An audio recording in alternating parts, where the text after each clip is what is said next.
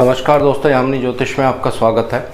तो आज एक रिक्वेस्ट आई है मेरे पास, बहुत ही इम्पोर्टेंट मेरे को ये रिक्वेस्ट लग रही थी, इसीलिए मैंने सोचा इस पर एक छोटी सी वीडियो मैं आपको बना देता हूँ। देखिए, उनका ये प्रश्न था, मैं नाम नहीं लेना चाहूँगा, उन्होंने नाम लेने से मना किया है कि जब कोई दो व्यक्ति आपस में युद्ध करते हैं या आपस में लड़ाई करते हैं तो कैसे हम प्लानिटरी पोजीशन से देख सकते हैं कि कौन विजयी होगा। तो इसी पे एक छोटी सी वीडियो है, थोड़ा सा मैं आपको इसमें एग्जांपल्स दे के बताऊँगा।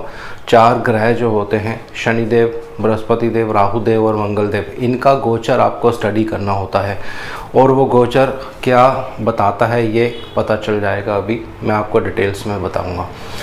तो आइए वीडियो आरंभ करते हैं। और वीडियो आरंभ करने से पहले बहुत बहुत धन्यवाद जो लोग मेरा चैनल सब्सक्राइब करते हैं। और मैं फिर से एक बार रिक्वेस्ट करने जा रहा हूँ, मेरे एक बहुत अच्छी सब्सक्राइबर हैं, उन्होंने अपना चैनल शुरू किया है, तो मैं सबसे रिक्वेस्ट करूँगा ज़्यादा से ज़्यादा आप उनको सपोर्ट करें।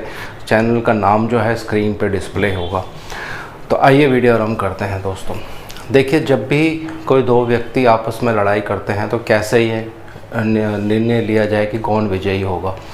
तो इसके लिए कुछ महत्वपूर्ण सूत्र हैं जो आपको हमेशा याद रखने पड़ेंगे। पहला, अगर आपके पास उनकी जन्म कुंडली है दोनों व्यक्तियों की, तो आप देख सकते हैं कि दोनों की दशाएं क्या चल रही हैं और किसका छठा भाव जो है बहुत ज़्यादा बली है दोस्तों।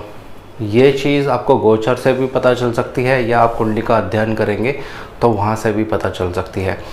एक सूत्र तो ये होता है। दूसरा, उसमें आपको ये देखना है कि अगर आपके पास उनकी कुंडली नहीं है लेकिन उन व्यक्तियों के नाम आपके पास हैं, तो वहाँ से आप उनकी चंद्र राशि निकाल सकते हैं, चंद्र कुंडली बना सकते हैं। चंद्र कुंडली के ऊपर फिर आप जो ताज़ा गोचर होता है, जो अभी हाल फिलहाल में ग्रह जहाँ भी गोचर कर रहे हैं, वो लगाकर कुछ आप उससे आइडिया ले सकते हो कि ये जो सिचुएशन है, जो दोनों में लड़ाई झगड़ा हो रहा है, वो किस लेवल तक जा सकता है, कौन उसमें विजयी हो सकता है दोस्तों। तो इसी के ऊपर एक छोटा सा मैं आपको एग्जांपल देने जा रहा हूँ। ये 2 कुंडलियाँ हैं, एक व्यक्ति है उनकी 6 नंबर राशि है और एक व्यक्ति है उनकी 12 नंबर राशि है। इनके चंद्रमा यहाँ पे है, इनके चंद्रमा यहाँ पे है। तो जल्दी से हम सारे जो नंबर्स हैं वो यहाँ पे लिख लेते हैं। और थोड़ा सा क्षमा चाहूँगा, आज मुझे थोड़ी समय की कमी थी, इसलिए मैं ये पहले से नहीं लिख पाया हूँ। 1 2 3 4 5 6 7 8 9 10 और 11। तो ये उन दोनों व्यक्तियों के नाम के हिसाब से चंद्र कुंडली हमारे पास है दोस्तों। अब यहाँ पे हमें देखना है गोचर। 4 महत्वपूर्ण ग्रह ऐसे रहते हैं दोस्तों गोचर में, जिनका गोचर अगर आपको स्टडी करना आ जाएगा, जो लोग भी ज्योतिष सीख रहे हैं, तो बहुत सारी ऐसी प्रेडिक्शंस है जो आप कर सकते हैं सामने वाले के बारे में, बिना उनका चार्ट देखे, बिना उनकी कुंडली देखे। सिर्फ आपको उनका नाम का पहला अक्षर पता होना चाहिए और उस नाम अक्षर से जो राशि उनकी निकलेगी उसकी आप चंद्र कुंडली बना लीजिए। तो पहला ग्रह मैं यहाँ पे लिखने जा रहा हूँ। थोड़ा सा इसको पीछे लेके चलते हैं, अभी बिल्कुल एट प्रेजेंट का नहीं बता रहा हूँ। मान लीजिए 10-15 दिन 20 दिन पहले की बात है, क्योंकि जब उन्होंने मुझसे प्रश्न पूछा था जिस भी व्यक्ति ने, तो उस बात को अभी 20 दिन हो चुके हैं। तो उस समय का मैं कुंडली लेता हूँ। तो यहाँ पे मान लीजिए शनिदेव हैं 10 नंबर राशि में।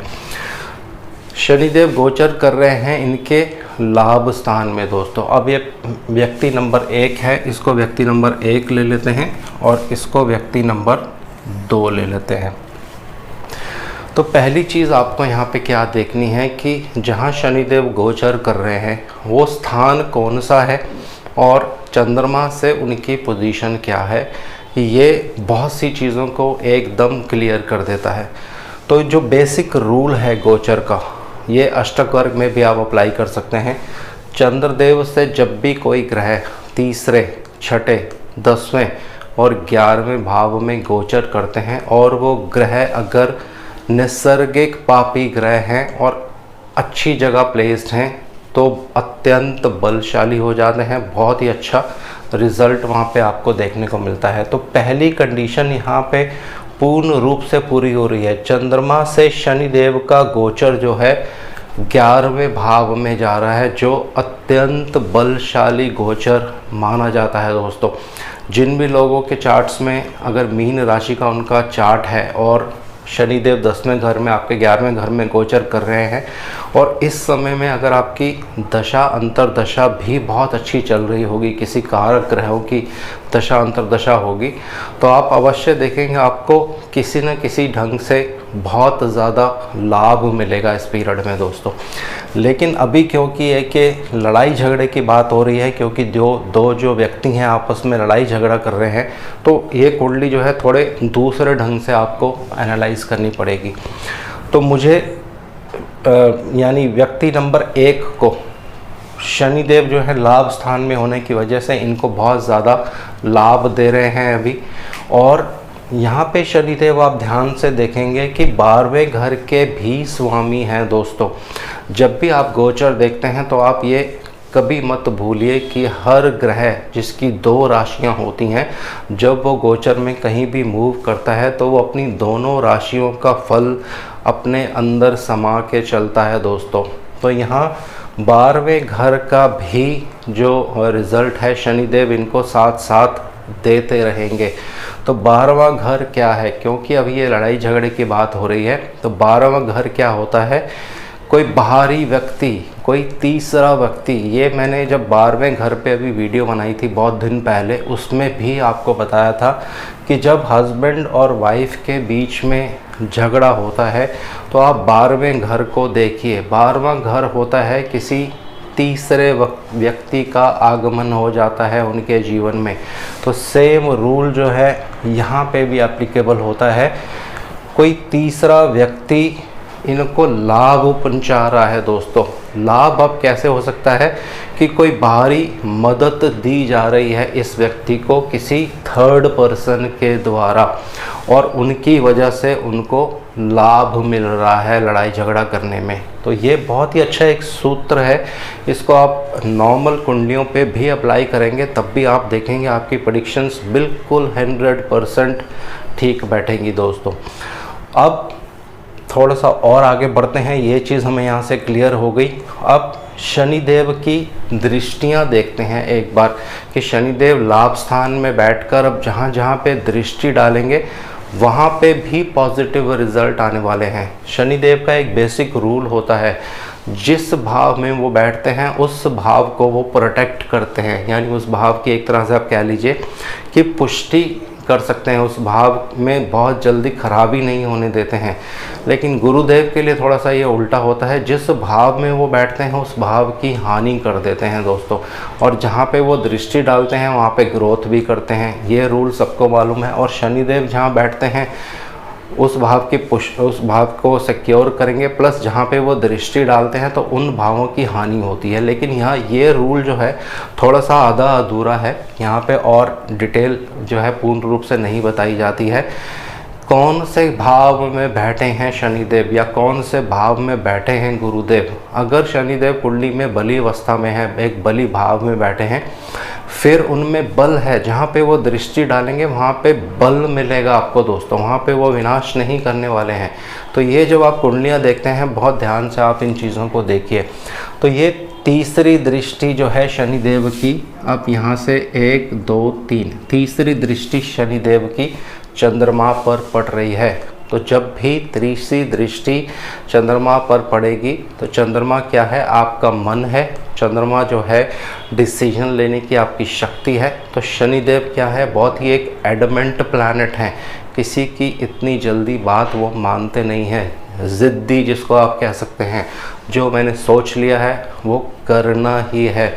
तो इसका मतलब क्या है, शनिदेव का पूर्ण रूप से चंद्रमा पर प्रभाव है और चंद्रमा आपके पंचम भाव के स्वामी हैं व्यक्ति नंबर 1 के लिए। तो पंचम भाव क्या होता है, आपका डिसीजन, आपका दिमाग कहाँ पे चल रहा है, क्या वो सोच रहा है, क्या वो प्लानिंग कर रहा है, ये सब पंचम भाव से देखा जाता है। पंचम भाव से और बहुत सी चीज़ें देखी जाती हैं, लेकिन अभी जो है क्योंकि लड़ाई झगड़े की यहाँ पे बात हो रही है तो उसको आपको उस ढंग से कुंडली एनालाइज करनी पड़ेगी। तो आपके दिमाग में अभी लड़ाई झगड़ा चल रहा है और उसको लेकर आप बिल्कुल क्लियर है आपके दिमाग में कि ये जो लड़ाई झगड़ा है ये जल्दी से ख़त्म होने वाला नहीं है, ये पूर्ण रूप से लंबा चलेगा। और क्योंकि शनिदेव एक हठी प्लैनेट हैं, ये किसी की बात इतनी जल्दी मानते नहीं हैं, तो चंद्रमा पर और आपके माइंड पर प्रभाव की वजह से ये किसी की बात मानने वाले नहीं हैं। चाहे कोई भी आके इनको समझाएगा कि आप लड़ाई रोक दो या आपस में दोनों मिलकर सुलह कर लो, बातचीत कर लो टेबल पे बैठ के, तो वो नहीं हो पाएगा। क्यों? अभी शनिदेव का जो प्रभाव है पूर्ण रूप से इनके चंद्रमा और इनके पंचम भावों पे पड़ रहा है। आप देखेंगे शनिदेव की पूर्ण 7वीं दृष्टि पंचम भाव पे पड़ रही है दोस्तों। तो ये चीज़ आपने देख ली। अब शनिदेव की 10वीं दृष्टि जो कि कर्म की दृष्टि होती है वो अष्टम भाव पे पड़ रही है, क्योंकि शनिदेव लाभ स्थान में बैठे हैं और 12वें घर का भी उनमें कुछ प्रभाव है। तो अष्टम भाव क्या होता है? गुप्त, जहाँ पे सीक्रेसी होती है, किसी को मालूम नहीं होता है कि उस भाव के अंदर क्या हो रहा है। तो शनिदेव जब लाभ स्थान में बैठकर अष्टम भाव में देखेंगे तो गुप्त रूप से, जिसको कहते हैं सहायता दी जाती है, गुप्त रूप से आपको कुछ लाभ हो रहा है जो आप किसी को बताना नहीं चाह रहे हैं, और लड़ाई झगड़ा इसी वजह से शायद हो रहा होता है आपके जीवन में। तो ये चीज़ पहले एक गोचर आप स्टडी कर लीजिए शनिदेव का। तो यहाँ से आपने शनिदेव के गोचर से ये स्टडी कर लिया है कि अभी बहुत ज़्यादा पोजीशन जो है स्ट्रॉन्ग लग रही है इस जातक नंबर 1 की, क्योंकि शनिदेव बहुत ही बली अवस्था में हैं और पूर्ण रूप से इनके ऊपर अपना प्रभाव भी डाल रहे हैं। इनको दिमागी तौर पर भी पूर्ण रूप से शनिदेव ने जकड़ रखा है दोस्तों। और 12वां घर जो होता है, जैसे मैंने आपको पहला बता दिया, तीसरा व्यक्ति और गुप्त रूप से सहायता, ये पूरी क्लियर इंडिकेशन यहाँ पे मिल रही है। अब इसी को बृहस्पति देव के गोचर से देखते हैं। तो बृहस्पति देव मान लीजिए कुंडली में यहाँ पे गोचर कर रहे हैं। ये मैं 15-20 दिन पहले की बात बता रहा हूँ दोस्तों। तो देखिए बृहस्पति देव क्या हैं आपकी कुंडली में, पहले आपको ये देख लेना है। बृहस्पति देव आपके लग्न के स्वामी हैं और आपके कर्म के भी स्वामी हैं दोस्तों, 10वें घर के स्वामी हैं। तो जब भी लगन के स्वामी 12वें भाव में चले जाते हैं, ये एक बेसिक रूल है, आप याद कर सकते हैं। किसी भी कुंडली पर अप्लाई करेंगे उसमें 100% ये अप्लाई होगा। व्यक्ति की डिसीजन पावर हमेशा गलत हो जाती है। लग्नेश का 12वें घर में जाना डिसीजन लेने में गलती हो सकती है। आपके कर्मों की वजह से आपको नुकसान हो सकता है। 12वां घर नुकसान का भी है, जिसमें ऑलरेडी एक तीसरा व्यक्ति आपके जीवन में आ चुका है और उसी की गुप्त रूप से सहायता की वजह से, मदद की वजह से आपको नुकसान होना बिल्कुल तय है दोस्तों। तो ये कुंडली जो होती है, जब आप किसी की कुंडली देखते हैं, गोचर अप्लाई करते हैं, पूर्ण रूप से आपको चीज़ें जो हैं एक एक करके क्लियर दिखाई देती हैं।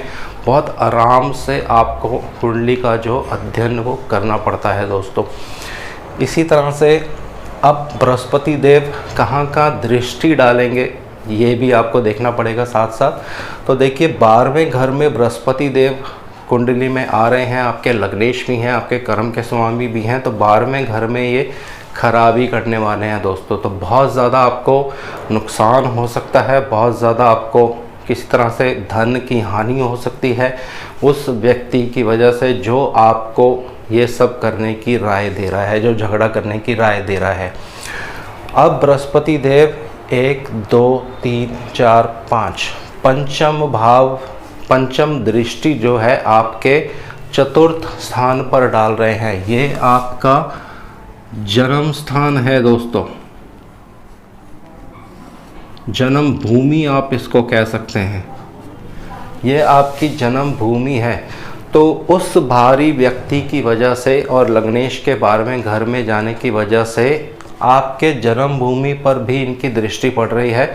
तो कुछ ना कुछ आप जो आपकी जन्म भूमि है उस पे कुछ सिक्योरिटी है, इस तरह से आप इसको कह सकते हैं। बृहस्पति देव उसको बचा रहे हैं आपकी जन्म भूमि को, ये प्रेडिक्शन यहाँ पे आप कर सकते हैं। हालांकि इसमें और बहुत सारी प्रेडिक्शंस हैं, लेकिन मैं सिर्फ आपको बेसिक बता रहा हूँ।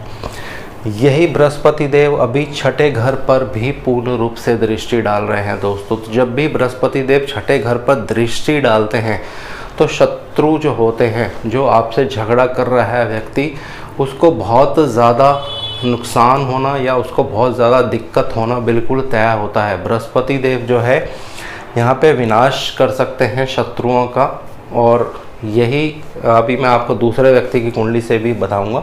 तो बृहस्पति देव 12वें घर में बैठकर किसी थर्ड व्यक्ति की सहायता से और आपके कर्मों की वजह से, जो आपका कर्म का स्थान है, दोनों मिलकर शत्रुओं पर भारी पड़ रहे हैं, क्योंकि अभी बृहस्पति देव जो है अपनी पूर्ण दृष्टि यहाँ डाल रहे हैं।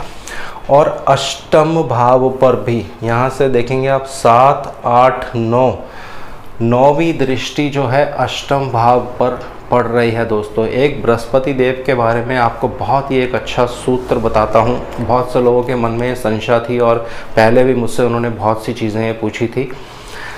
बृहस्पति को अप्रोच कहा जाता है दोस्तों। अप्रोच मतलब अगर आपके ऊपर कोई केस चल रहा है, कोई पुलिस केस चल रहा है और आपका कोर्ट में सुनवाई होनी है, फैसला होना है, और बृहस्पति देव अगर आपके लगन पर दृष्टि डाल लेते हैं उस समय, उस दिन या उस गोचर की आप बात करें, या बृहस्पति देव आपके अष्टम भाव पर भी दृष्टि डाल देते हैं, तो आप 100% ये मान के चलिए उस व्यक्ति ने पैसे देकर अप्रोच लगा रखी है जिसका केस चल रहा है और फैसला उसी के हक में होने वाला है। तो बृहस्पति इज़ अप्रोच, ये आप हमेशा ध्यान रख सकते हैं। तो बहुत ज़्यादा उसमें चांसेस रहते हैं कि व्यक्ति जो है अप्रोच लगा लेता है और अप्रोच की वजह से उसकी विजय हो जाती है दोस्तों।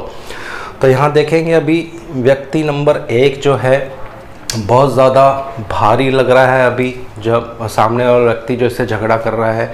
हो सकता है अभी व्यक्ति नंबर 2 के जो प्लैनेट्स हों वो इनसे भी ज़्यादा पावरफुल हों, लेकिन अभी इनका चार्ट हमने एनालाइज किया। अब एक महत्वपूर्ण ग्रह हैं मंगल देव दोस्तों। अभी मंगल देव भी शनि देव के साथ यहीं चल रहे हैं। तो यहाँ देखिए एक और बहुत अच्छी चीज़ निकल कर आती है। अपने भाव से जो उनका 9th हाउस में मंगल देव की राशि है, ये बहुत ही एस्ट्रोलॉजी की कुछ डीप चीज़ें मैं आज आपको बता रहा हूँ। बहुत से लोगों ने मुझसे रिक्वेस्ट करी थी, हालांकि ऐसी वीडियोस पर नहीं बनाता हूँ, लेकिन बहुत ही किसी की रिक्वेस्ट थी, उन्होंने बहुत बार मुझसे रिक्वेस्ट किया कि आप इस पर वीडियो बनाइए। अपने भाव से कोई भी ग्रह जब तीसरे भाव में चला जाता है, अपनी राशि से जब भी कोई ग्रह अपने तीसरे भाव में चला जाता है और किस्मत से वो भाव चंद्रमा से भी 11वें घर में आ जाता है, तो वो जो ग्रह होता है अत्यंत बलशाली हो जाता है दोस्तों। और अगर वो नैसर्गिक पापी ग्रह में की श्रेणियों में आता है और आपका जन्म अगर रात को है और शुक्ल पक्ष और कृष्ण पक्ष में है, तो बहुत ही शुभ रिजल्ट आपको देखने को मिल सकता है। तो यहाँ देखिए 9th यानी आपका भाग्य के स्वामी अभी उच्च के हैं दोस्तों, और उच्च के होकर युति कर रहे हैं किसके साथ? लाभ के स्वामी के साथ। और वहाँ पे ऑलरेडी कौन है? कोई तीसरा व्यक्ति जो आपकी मदद कर रहा है। तो इसका मतलब साफ तौर से ये दिखता है कि भाग्य में किसी बाहरी व्यक्ति का लाभ, किसी बाहरी व्यक्ति से आपको लाभ हो सकता है। तो इस तरह के कॉम्बिनेशंस होते हैं चार्ट्स में, जब आप कुंडलियाँ देखेंगे तो आपको पता चल जाएगा। तो इसी तरह से मंगल देव की जो दृष्टि है, अब हर जगह आपको पॉजिटिव रूप ही इसका देखने को मिलेगा। किसी तरह से जो इनकी दृष्टि है वो नेगेटिव नहीं होगी। यहाँ दृष्टि डालेंगे, यहाँ दृष्टि डालेंगे, यहाँ दृष्टि डालेंगे, सब जगह पॉजिटिव रिजल्ट देखने को मिलेगा। धन की वृद्धि, आपके दिमाग में जो है एग्रेशन की वृद्धि, गुस्से की वृद्धि, इतनी जल्दी से आप किसी चीज़ से हार मानने वाले नहीं हैं। और शत्रुओं पर भी आप भारी पड़ने वाले हैं।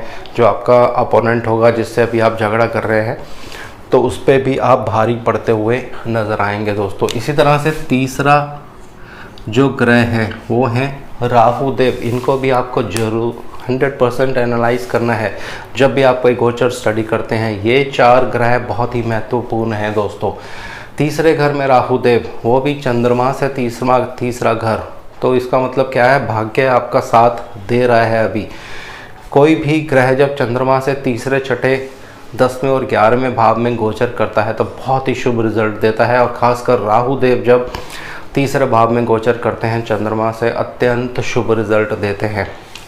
और उस समय आपकी दशा अंतरदशा अगर अच्छी है तो बहुत ही शुभ रिजल्ट आपको देखने को मिलता है। तीसरे घर में राहु देव, चाहे वो लगन कुंडली में हो, चाहे वो नमांश कुंडली में हो, किसी का भी आप चार्ट देख सकते हैं, अत्यंत साहस की वृद्धि, किसी से भी डरते नहीं हैं ऐसे व्यक्ति। अगर इस तरह के योग कुंडली में भी आपको देखने को मिलते हैं, अगर किसी कन्या की कुंडली में, लड़की की कुंडली में तीसरे घर में राहु है या छठे घर में राहु है या 11वें घर में राहु है, निश्चिंत हो कि आप कहीं भी उनकी शादी कर दीजिए।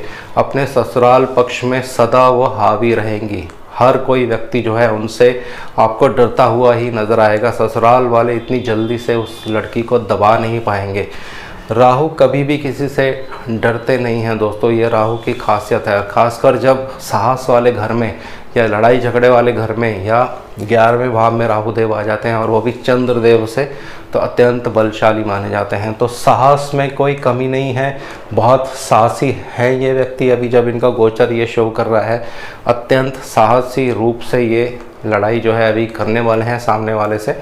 तो ये राहु देव को भी आपको एनालाइज करना है। देखिए, राहु देव की दृष्टि को लेकर बहुत ज़्यादा यहाँ पे कन्फ्यूज़न रहती है।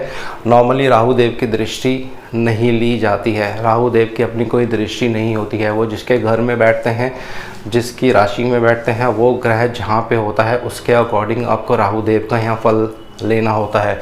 तो मैं यहाँ राहु देव की दृष्टि के बारे में कोई बात नहीं कर रहा हूँ, सिर्फ राहु देव की प्लेसमेंट मैंने आपको बता दी है और इसका क्या प्रभाव होगा ये मैंने आपको यहाँ पे बता दिया है दोस्तों। इस वीडियो का आज मैं यहीं विराम दे रहा हूँ क्योंकि वीडियो बहुत ज़्यादा लंबी हो जाएगी।